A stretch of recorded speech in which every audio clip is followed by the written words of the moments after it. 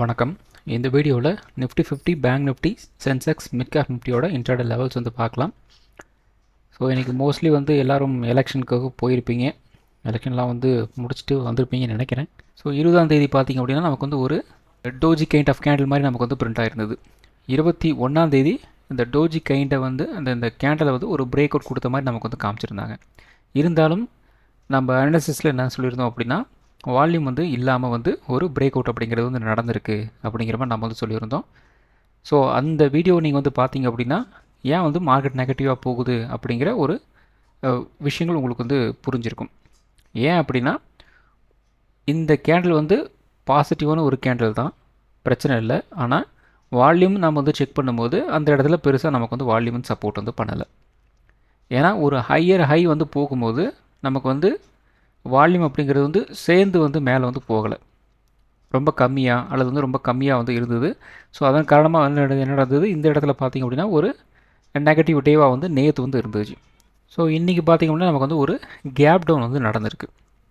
So நேற்று நமக்கு மார்க்கெட்டில் ஒரு ட்ரையாங்கிள் பேட்டர்ன் மாதிரி நமக்கு வந்து நடந்திருந்தது. அந்த ட்ரையாங்கிள் பேட்டர்னோட சைஸ் கிட்டத்தட்ட பார்த்திங்க அப்படின்னா ஒரு 100-150 பாயிண்ட் பக்கம் வந்து இருந்தது. ஸோ அது இன்றைக்கி பார்த்திங்கன்னா ஓப்பனிங்லேயே அந்த 100-150 பாயிண்ட் அப்படிங்கிறது வந்து நெகட்டிவாக தான் நமக்கு வந்து ஓப்பன் ஆச்சு. சரி, இப்போ முக்கியமான விஷயம் என்ன அப்படின்னா நம்ம ஒரு 2-3 லெவல் வந்து சொல்லிட்டு இருந்தோம் இல்லையா. இப்போ இவ்வளோ நாளாக நம்ம வந்து இந்த 24,800 23,800 இதை வந்து உடைக்கணும் அப்படிங்கிற மாதிரி நம்ம வந்து சொல்லியிருந்தோம். ஸோ இன்றைக்கி பார்த்திங்க அப்படின்னா இதில் முக்கியமான ஒரு விஷயமா இந்த 24,260 இந்த ரேஞ்ச் பார்த்திங்க அப்படின்னா ஒரு முக்கியமான ஒரு லெவல். ஸோ இதுக்கு மேலே போகும்போது போகிற மாதிரி போயிட்டு நம்மளெல்லாம் வந்து மார்க்கெட் வந்து ஒரு அப் அண்ட் தான் வந்து போகுது அப்படிங்கிற நம்மளாம் வச்சுட்டு என்ன பண்ணிடுவாங்க அப்படின்னா மார்க்கெட் வந்து கீழே வந்து இறங்கலாம், அல்லது இந்த ரேஞ்ச் வரைக்கும் வந்துட்டு கூட வந்து ஒரு ட்ரெண்ட் ரிவர்சல் மாதிரி வந்து அடித்து விடலாம். ஸோ நம்மளெல்லாம் வந்து ட்ராப் பண்ணுறதுக்காக இந்த பக்கத்துலேருந்து ஒரு 500 பாயிண்ட், இந்த பக்கத்தில் ஒரு 500 பாயிண்ட் வந்து மார்க்கெட் வந்து மூவ் பண்ணி விட்டுருவாங்க அப்படின்னு நம்ம வந்து சொல்லியிருந்தோம். ஸோ இந்த இடத்துல நம்ம கெஸ் பண்ண மாதிரி இந்த ரேஞ்சில் இருந்து இந்த ரேஞ்ச் வரைக்கும் வந்து மேலே கொண்டு போயிட்டு மறுபடியும் ப்ரைஸ் வந்து கீழே வந்து கொண்டு வந்திருக்கிறாங்க. யாரெல்லாம் வந்து ஒரு கால் சைடு வந்து போயிருப்பாங்க, ஒரு பொசிஷனலாக வந்து கால் சைடு வந்து போனாங்களோ அவங்கள எல்லாத்தையும் வந்து ட்ராப் வந்து பண்ணுறாங்க. ஸோ அதே மாதிரி கூட வந்து இந்த இடத்துல கூட நடக்கிறதுக்கு வந்து வாய்ப்புகள் இருக்குது. ஸோ அதுக்காக தான் நம்ம வந்து என்ன சொல்கிறோம் அப்படின்னா பிகினர்ஸ் வந்து யாரும் வந்து ஒரு ட்ரேடை வந்து ஹோல்டு வந்து பண்ணாதீங்க. ஏன்னா மார்க்கெட்டோட கண்டிஷன் அப்படிங்கிறது வந்து உங்களுக்கு புரியறதுக்கு ரொம்ப நாள் ஆகும். ஸோ இப்படி தான் வந்து மார்க்கெட் வந்து மூவ் ஆகுது, நாளைக்கு வந்து கேப் டவுன் ஆகலாம், கேப் அப் ஆகலாம், அல்லது வந்து ஃப்ளாட்டாக ஓப்பன் ஆகலாம் அப்படிங்கிற வந்து தெரிகிற விஷயங்கள் பார்த்திங்க அப்படின்னா உங்களுக்கு வந்து அவ்வளோ சீக்கிரம் வந்து புரியாது. ஸோ எதனால் வந்து கேப் அப் ஆகுது, ஸோ இந்த ஒரு பர்டிகுலர் நியூஸ் இருக்குது அப்படின்னா அந்த பர்டிகுலர் நியூஸ் வந்து அதுக்கு ஒர்த் என்ன, அது வந்து ஒரு பாயிண்ட்ஸாக கன்வெர்ட் பண்ணோம் அப்படின்னா எந்த அளவுக்கு வந்து மார்க்கெட் வந்து ஒரு அப் ட்ரெண்ட் போகும், டவுன் ட்ரெண்ட் வரும் அப்படிங்கிறத வந்து கெஸ் பண்ண முடியாது ஆஸ் அ பிகினராக. ஸோ மோஸ்ட்லி நாம் வந்து பிகினர் என்ன பண்ணுவாங்க அப்படின்னா மார்க்கெட் மேலே போச்சு அப்படின்னா பை பண்ணுறது, கீழே போச்சு அப்படின்னா செல் பண்ணுறது, இதுதான் வந்து நாம் வந்து பண்ணிகிட்ருக்கோம். ஸோ மற்றபடிக்கு ஒரு நியூஸ் வருது அப்படின்னா அல்லது வந்து ஒரு மூவ் வருது அப்படின்னா அது எந்த லெவல் வரைக்கும் வந்து மூவ் ஆகும், எந்த ரேஞ்சுக்கு அந்த நியூஸ் வந்து அந்த மார்க்கெட்டை வந்து மேலே கொண்டு போகும் கீழே கொண்டு போகும் அப்படிங்கிற அந்த கெஸ் ஒர்க் வந்து ஒரு பிகினர்ஸ்னால் வந்து செய்ய முடியாது.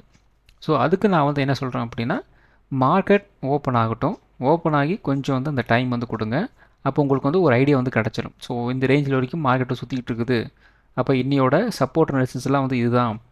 ஸோ மார்க்கெட் வந்து கொஞ்சம் ஓரளவுக்கு மூவ் ஆச்சு அப்படின்னா இந்த ரேஞ்ச் வரைக்கும் ஒரு அப் ட்ரெண்ட் போகும், டவுன் ட்ரெண்ட் வரும் அப்படிங்கிற ஓரளவுக்கு உங்களால் வந்து கெஸ் வந்து பண்ணிட முடியும்.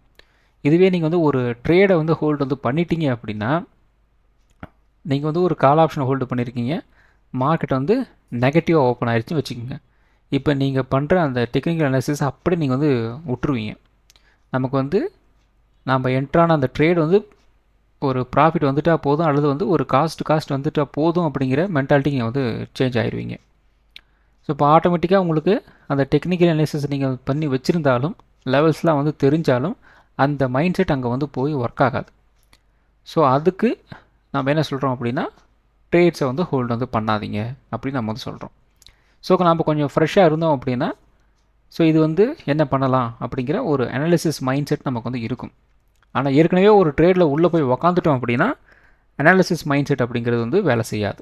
ஸோ அதன் காரணமாக தான் பிகினர்ஸை முக்கியமாக ட்ரேட்ஸை வந்து ஹோல்டு வந்து பண்ணாதீங்க. ஒரு லீவ் இருக்குது அப்படின்னாலும் கண்டிப்பாக வந்து ஹோல்டு வந்து பண்ணாதீங்க அப்படின்னு நம்ம வந்து சொல்கிறோம்.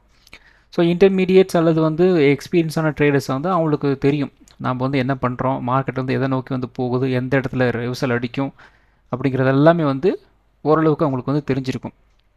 ஸோ புதுசாக வரவங்களுக்கு கொஞ்சம் கஷ்டமாக இருக்கும். ஸோ இது ஏன் மேலே போகுது, ஏன் கீழே வருது, ஏன் அந்த இடத்துல ரிவர்சல் அடிக்குது அப்படிங்கிறலாம் வந்து தெரியாது. ஸோ அதன் காரணமாக தான் நீங்கள் ஒரு லைவ் மார்க்கெட்டுக்குள்ளே உங்களால் வந்து ஓரளவுக்கு சமாளிச்சிட முடியும். இந்த கேப் அப்பு இந்த கேப் டவுன்லாம் உங்களால் வந்து சமாளிக்க முடியாது. ஸோ அதன் காரணமாக தான் வந்து வேண்டாம் அப்படின்னு நம்ம வந்து சொல்கிறோம். ஸோ இப்போ நமக்கு வந்து கிளியராக ஒரு இண்டிகேஷன் நமக்கு வந்து கிடச்சிருக்கு. ஸோ இந்த இடத்துல ஒரு டோஜி கேண்டில் வந்து பிரிண்ட் ஆகிருந்தது, வால்யூம் சப்போர்ட் பண்ணலை, மறுபடியும் வந்து மார்க்கெட் வந்து கீழே வந்து இறங்கியிருக்கு.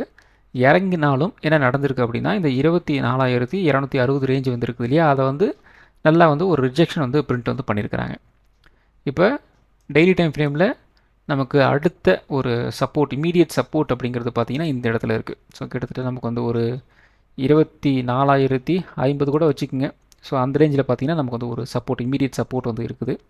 ஸோ அதை உடைக்கிறாங்க அப்படிங்கிற பட்சத்தில் நமக்கு இந்த கேப் வந்து இருக்குது இல்லையா, அந்த கேப்பை வந்து ஃபில் பண்ணுறதுக்கு வந்து ட்ரை பண்ணுவாங்க. இப்போ இந்த ரிஜெக்ஷன் பிரிண்ட் பண்ணதுனால இந்த இடத்துல இமீடியட் சப்போர்ட் இந்த இடம் வந்து இருக்குது, அதாவது ஒரு 24,050. அதை உடச்சிட்டாங்க அப்படின்னா அடுத்தது இந்த கேப்பை வந்து ஃபில் பண்ணுவாங்க அப்படிங்கிற மாதிரி நாம் வந்து இப்போ அனாலிசிஸ் வந்து பண்ணுறோம்.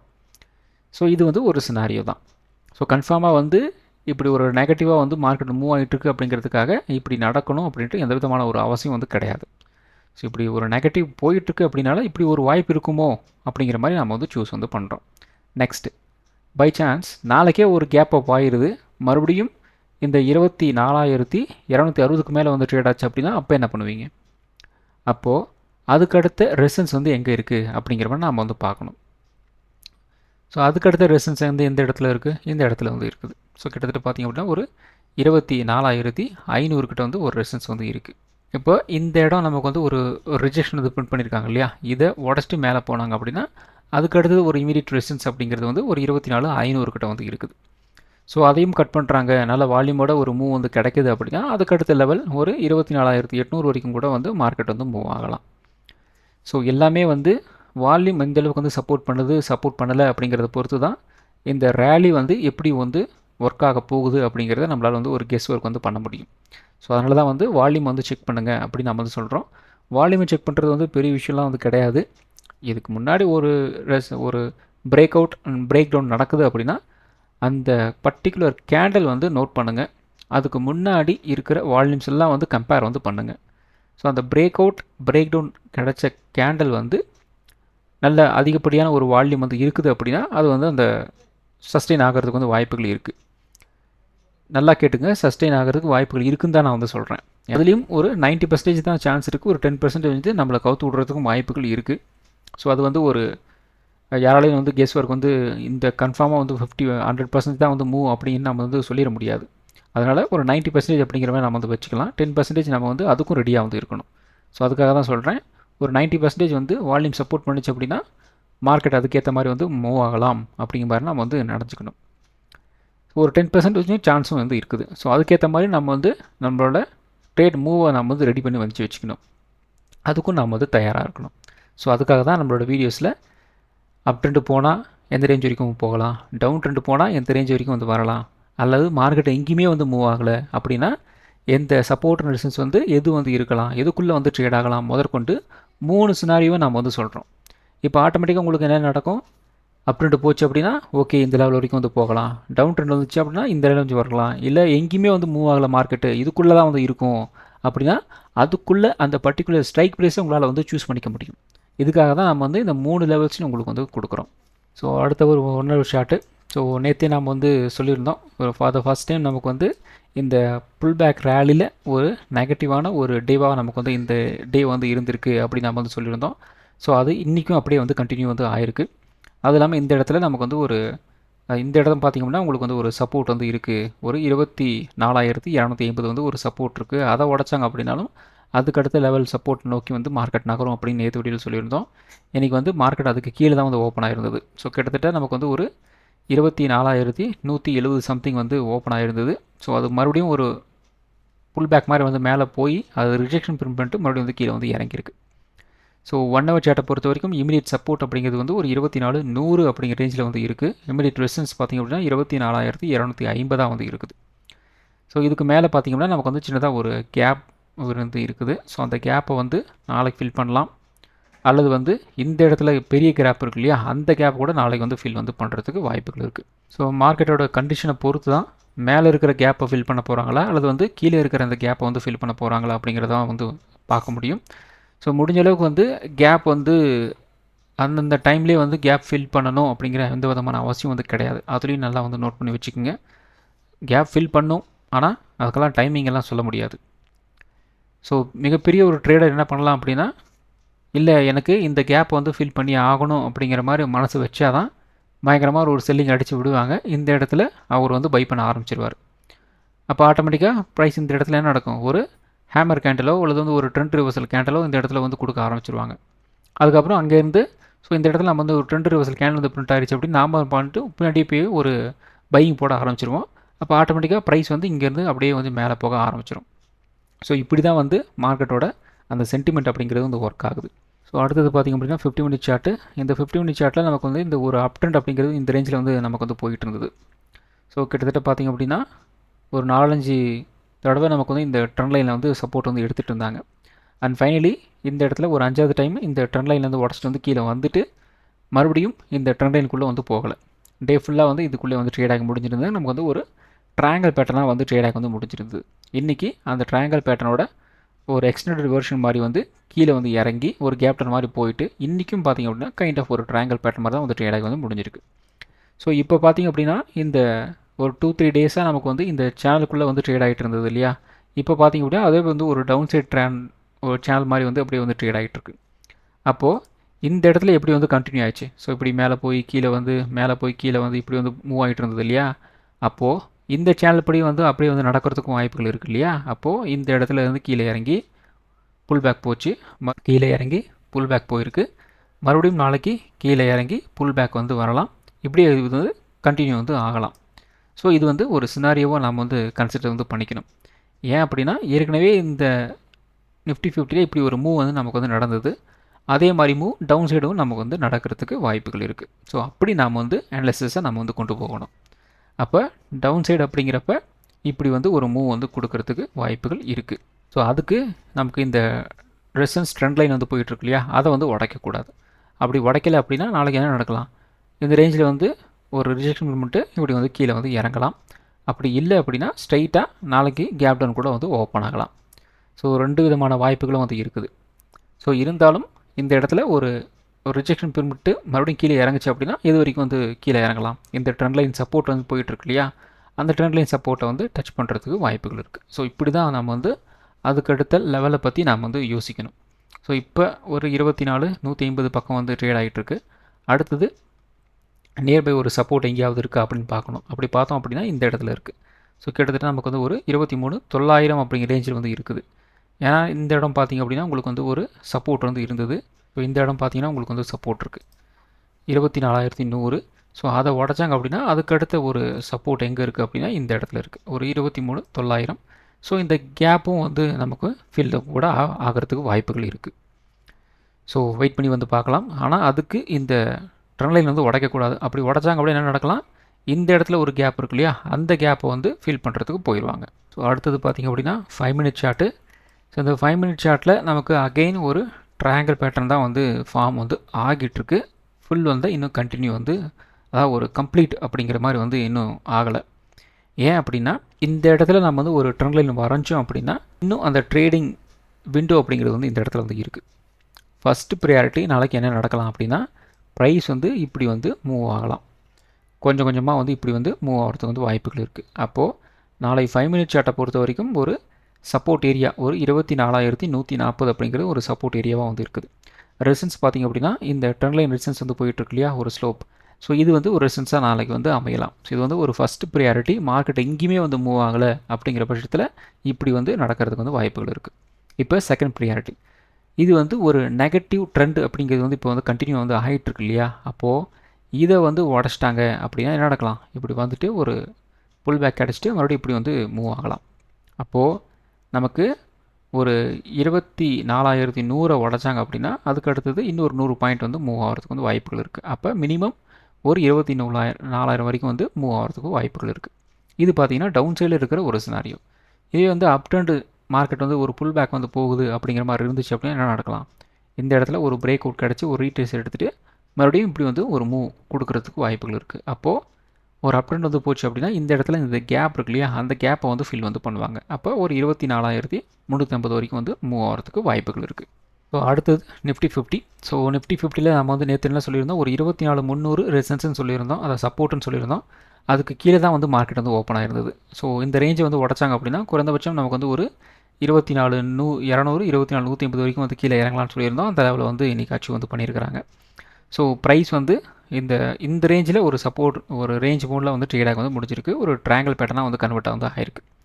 ஸோ நாளை அகெயின் நமக்கு வந்து ஒரு ரேஞ்ச் மோட்டாக வந்து இருந்துச்சு அப்படின்னா 24,250 நமக்கு வந்து ஒரு ரெசிஸ்டன்ஸாக வந்து இருக்கும். சப்போர்ட் வந்து ஒரு 24,100 இருக்கலாம். 24,100 வந்து உடச்சாங்க அப்படின்னா ஒரு 24,000, 23,900, 23,950 இந்த ஏரியாவில் நமக்கு வந்து மூவ் வந்து கிடைக்கிறதுக்கு வந்து வாய்ப்புகள் இருக்குது.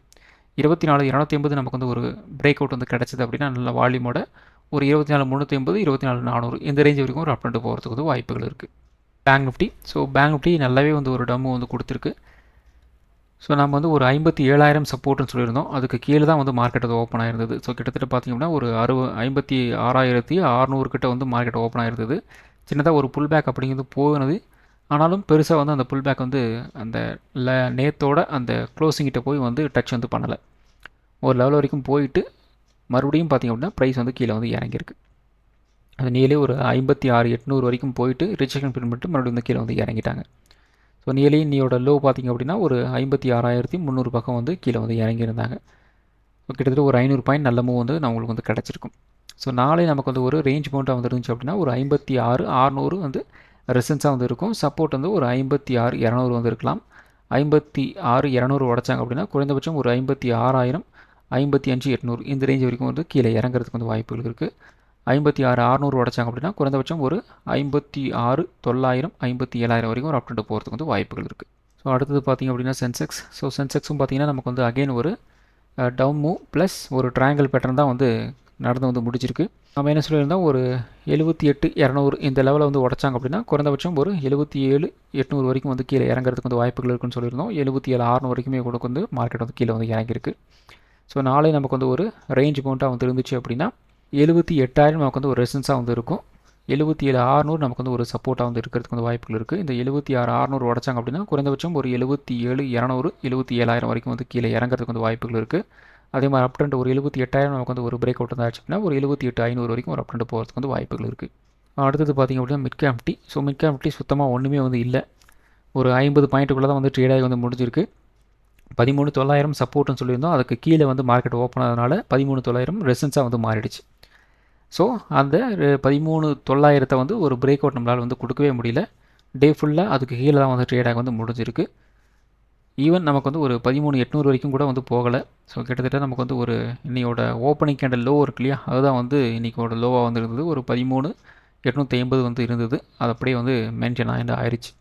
ஸோ நாளை நமக்கு வந்து ஒரு ரேஞ்ச் மவுண்ட்டாக வந்துருந்துச்சு அப்படின்னா ஒரு 13,900 நமக்கு வந்து ஒரு ரெசன்ஸாக வந்து இருக்கும். சப்போர்ட் வந்து ஒரு 13,800 இருக்கலாம். 13,800 உடச்சாங்க அப்படின்னா ஒரு 13,700 வரைக்கும் வந்து கீழே இறங்கலாம். 13,900 உடச்சாங்க அப்படின்னா ஒரு 14,000 வரைக்கும் அப் ட்ரெண்ட் போகிறதுக்கு வந்து வாய்ப்புகள் இருக்குது. ஸோ இந்த வீடியோ ஒரு எஜுகேஷன் பர்பஸ் வீடியோ மட்டும்தான். பை பண்ணுறதுக்கோ செல் பண்ணுறதுக்கோ ரெக்கமெண்டேஷன் வீடியோ கிடையாது. இந்த வீடியோ பிடிச்சிருக்கும் லைக் பண்ணுங்கள், உங்கள் ஃப்ரெண்ட்ஸுக்கு வந்து ஷேர் பண்ணுங்கள். மற்றும் ஒரு வீடியோவில் சந்திப்போம். நன்றி, வணக்கம்.